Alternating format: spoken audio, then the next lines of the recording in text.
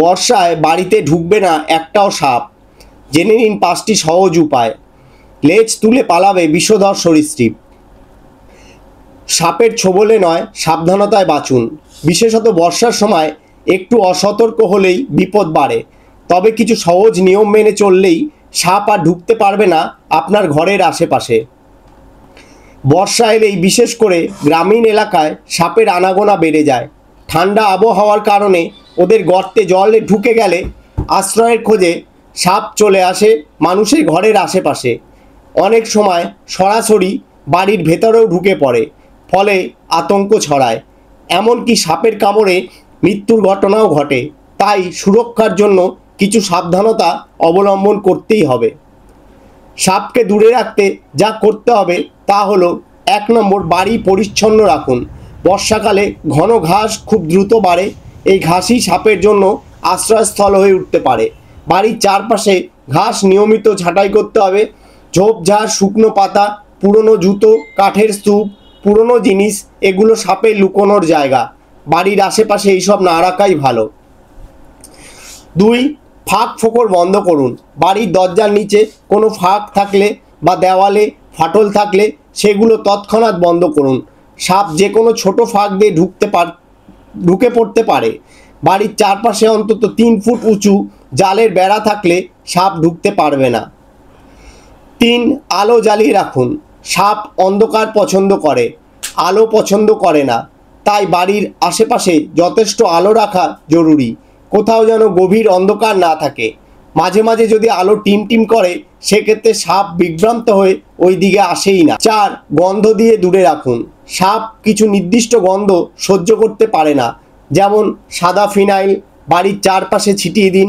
রসুন ও বল গাছ, এগুলোর গন্ধ সাপ সহ্য করতে পারে না। সর্পগন্ধা গাছ, এই গাছ থাকলে সাপ ওই দিকে ঘেঁষে না। 5, সঠিক পোশাক পরে বেরোন। বর্ষাকালে বাইরে বের হলে অবশ্যই জুতো বা স্যান্ডেল পরে বেরোন। খালি পায়ে চলাফেরা করলে সাপের কামড়ের ঝুঁকি অনেক বেড়ে যায়। আরও কিছু বাড়তি সতর্কতা, যেমন electric meter box, drainage outlet বা ঘরের অন্ধকার কোণগুলিকে জালের কভার দিয়ে ঘিরে দিন।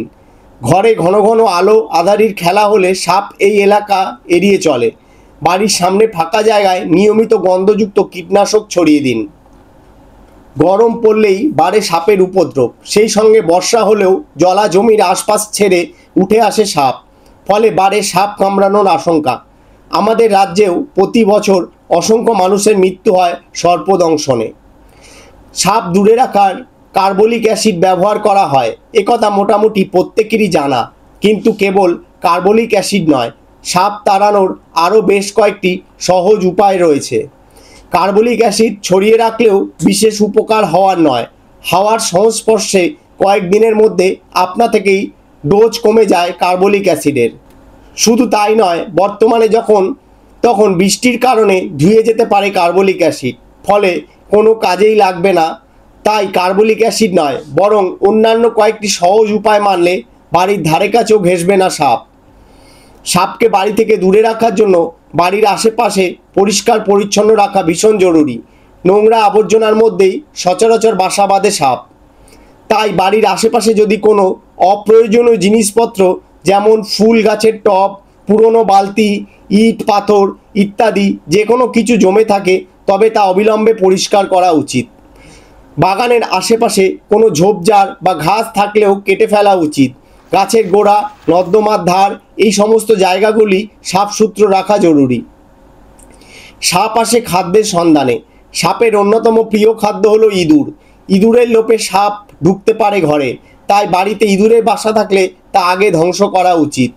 বাড়ির আশেপাশে আবর্জনা বা উচ্ছিষ্ট খাবার ফেলবেন না, এর ফলে বাড়তে পারে ইঁদুরের আনাগোনা। আবার সাপ ব্যাঙও খায়, তাই বাড়ির আশপাশ থেকে ব্যাঙকেও দূরে রাখার চেষ্টা করুন।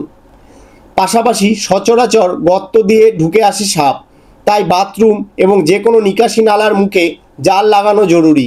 কার্বলিক অ্যাসিডের মতোই ব্লিচিং পাউডার সাপ তাড়াতে কার্যকারী। এর তীব্র গন্ধ দূরে রাখে সাপকে। তাই বন্ধুরা, এই কয়েকটি টোটকা এবং সহজ উপায়গুলি মেনে চললেই বাড়িতে সাপ ঢোকা বন্ধ করতে পারবেন। আমাদের টিপসগুলো ভালো লাগলে এবং আমাদের চ্যানেলের ভিডিওগুলো আপনাদের উপকারে লাগলে অবশ্যই চ্যানেলটিকে সাবস্ক্রাইব করুন এবং আমাদের পাশে থাকুন।